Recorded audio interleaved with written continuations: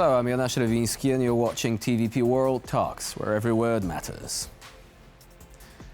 During his campaign, Donald Trump vowed to have peace and quiet across Ukrainian front lines within 24 hours from taking office. So far, however, it seems that the Kremlin may have other ideas. Putin recently said he doesn't care if Ukraine joins NATO today or within a decade. If he could have his way, Kyiv would be stuck in Moscow's orbit for eternity, with a Yanukovych 2.0 erecting Lenin statues across the land and locking up democratic protesters in the worst pre-Euromaidan tradition. Is Trump about to meet his match in terms of stubborn determination? And who will emerge as the victor from the clash of interests and personalities? Our guest today is Frank Ledwidge, Senior Fellow, Portsmouth Business School at the University of Portsmouth. Hello and welcome to TVP World. Good morning. So, let us make it clear. Russia doesn't seem to want negotiations in good faith, does it? Not quite clear to me why Russia would pursue negotiations at this point, since it's clearly winning the war. Every day there are advances on the southern front. The Kursk salient, or Kursk raid, as one strategic raid, as one might call it, is being the area taken by it's being reduced. And Ukraine is having serious problems with its most key issue, which is manpower. So at this stage, why negotiate if you're on a winning streak, howsoever that winning is achieved? And that seems to put Trump in an uncomfortable position. He has vowed to end this conflict. Ukraine said, yeah, we want to negotiate. Russia, on the other hand, well, it's kind of evasive. It's saying, we don't really care about any sort of assurances of delayed NATO membership. We want Ukraine to never, ever be able to join NATO. Do you think that Trump is going to react by simply saying, okay, well, we did our best. Now it's time to help Ukraine win this? This is a question, isn't it, of communication, and I won't say it's quite an immovable object meets an irresistible force, but it's something like that at this stage, because both sides have pursued very strong, and I might say fairly stable, negotiating strategies. It's very clear, Russians have made very clear over the last 6 months since Putin's speech on the 15th of June, where he outlined what seems to be their war aims, which is quite understandably from their perspective, the recovery, as they would call it, of the 4 provinces or oblasts that they claim illegally. And there's been no variation from that objective, which makes any sort of discussion of, apparently makes every sort of discussion of ceasefire lines on the zero line and so forth, with these dreamlike NATO forces that are going to patrol the peace line. That'll never happen, of course, somewhat illusory. On the other hand, as you've said yourself just now, President Trump has said he will achieve peace within 24 hours. Now, that's obviously hyperbole. I don't think anybody believes that, including him. But it makes for a position where both sides start from a position from a fairly rigid negotiating position. But that's very normal in any kind of international, indeed business negotiation. I note, by the way, that we haven't mentioned in this context the Ukrainian position, which is going to be, whether they like it or not, is going to be sidelined, because, as you hint, the 2 key parties here in any form of not just negotiation but settlement are the American view under Trump and the Russian view under Putin. So now, I've got 2 questions. First one, do you think that Ukraine's position is being sidelined now, or was it sidelined before when Ukraine said, we want to reconquer these territories and we know why, please give us weapons? But the Biden administration, to some extent also European countries, said, yeah, we're going to give you weapons, but we're going to drip feed them and we're going to impose restrictions.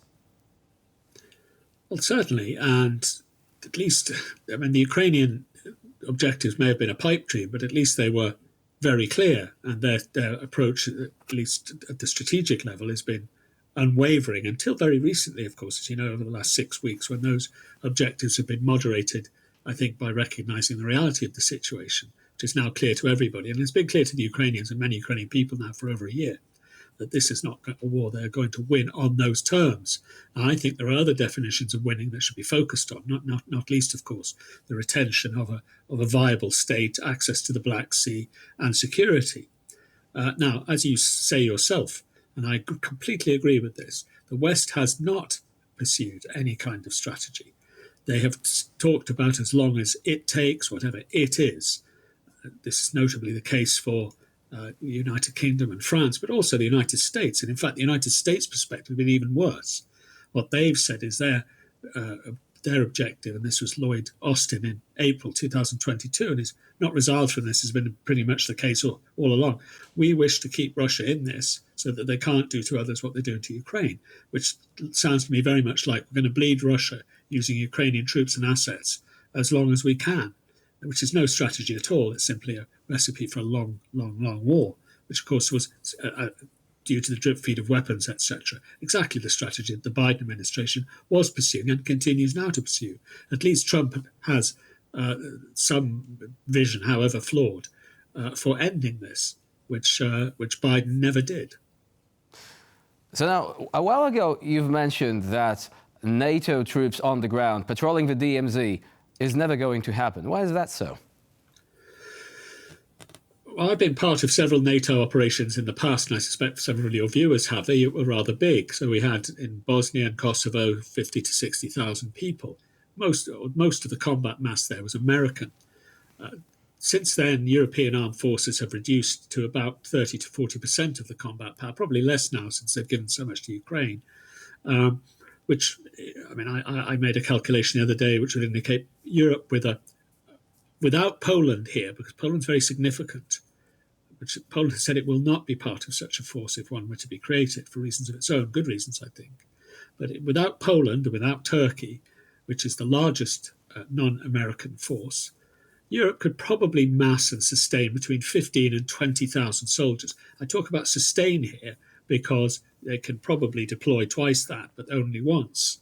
So to give an example, the British have an army of about 70,000. It was 145,000 when we had the operations in the Balkans, 70,000 now. It could probably deploy with a great deal of luck and logistics where everything worked and there aren't problems with recruitment and sustenance, could probably deploy and sustain about 7,000 or 8,000 of those on a sustainable basis.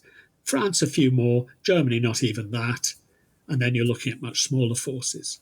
So Europe could probably deploy on its own 15 to 20,000. And I heard with approval, by the way, your previous expert quoted just on the previous section of the programme, who stated that, of course, the reality that NATO is nothing really without the United States, which provides not only the bulk of its combat power, but the sinews that tie that together, and the even more important factor of being able to sustain that combat power to the extent the Americans can. Again, they have problems with munitions and supplies too, but at least they're credible, which frankly the European forces, with the key exceptions of Poland, Turkey, and the Baltic nations, which themselves, of course, don't amount to anything like the United States capabilities.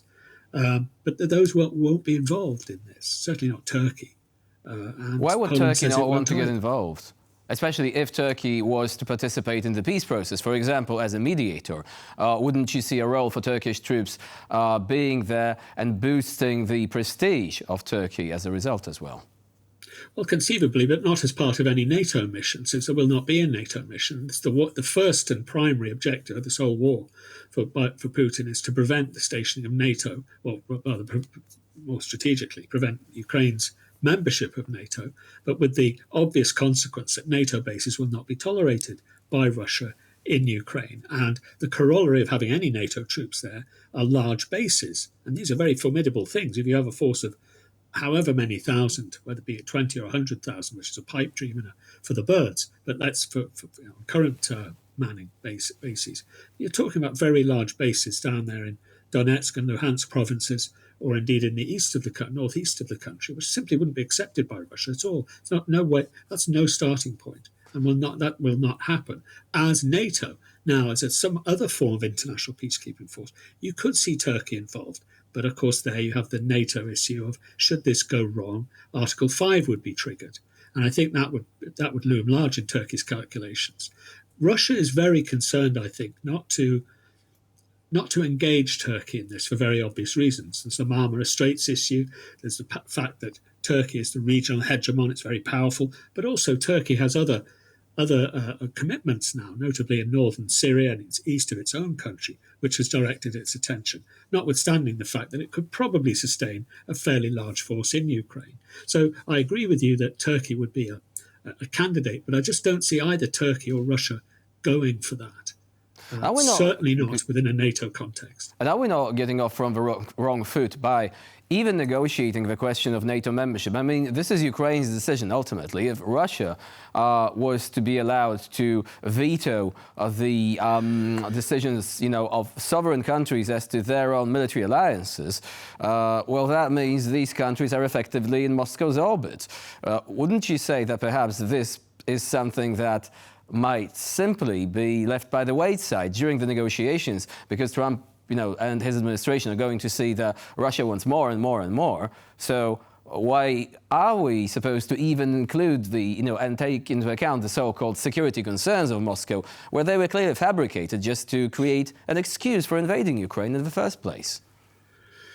Of course, it isn't Ukraine's decision as to whether or not they join NATO. They play no part in that. It's the decision of the members, and the most important member is the United States. And the United States under Trump will not, I suspect, tolerate Ukraine in NATO because of the risks for a reignition of the war, and indeed an expansion of the war that obviously presents. What about the German model, a part of Ukraine that is not, surrounded by or taking part in hostilities directly, not invaded by Russia directly, is allowed into NATO?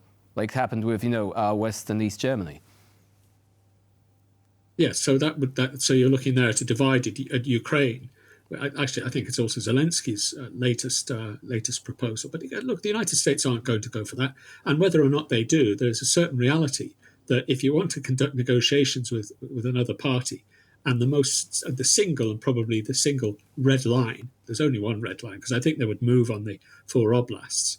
But the red line is NATO. Ukraine does not become part of NATO, and the reason for that is that, for understandable historical reasons, Russia historically does not want. Now it has, of course, but does not want its entire border bordering a powerful Western military force.